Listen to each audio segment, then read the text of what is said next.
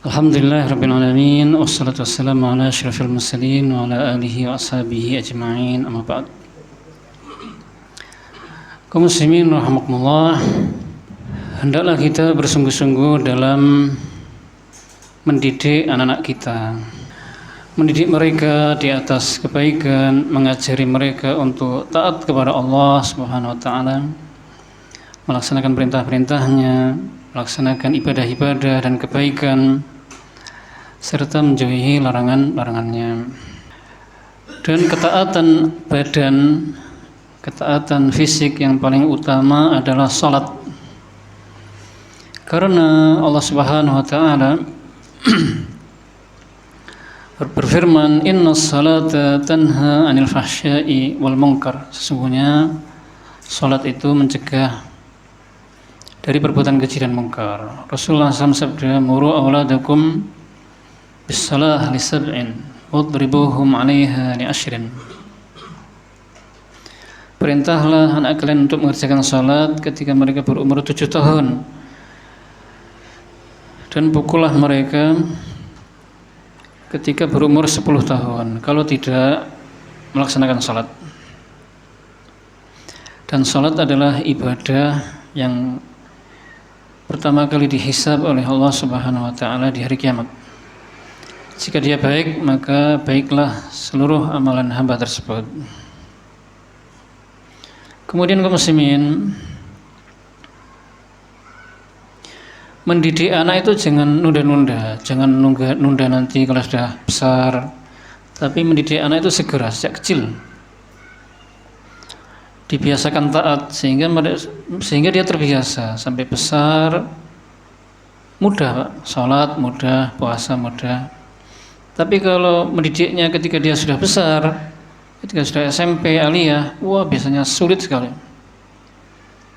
Orang tua kesulitan dan anak tidak mau nurut. Nah, begitu. Dan sungguh beruntung orang yang memiliki anak-anak yang saleh dan salehah. Keberuntungan itu bukan hanya untuk anak, tapi juga untuk orang tua. Sebagaimana hadisnya masyhur ya, apabila anak cucu Adam telah meninggal, maka terputuslah seluruh amalnya kecuali 3. Di antaranya adalah anak saleh yang mendoakan kedua orang tuanya. Jadi pahalanya terus mengalir. Apalagi di zaman fitnah ini yang ujian menyerang dari sisi mana saja.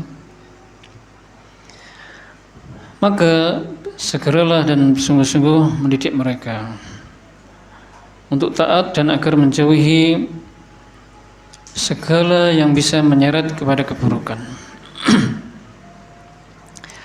Dan Allah Subhanahu wa taala memberikan contoh dalam Al-Qur'an tentang pendidikan anak, Pak, yang kita harus mengikutinya, mencontohnya.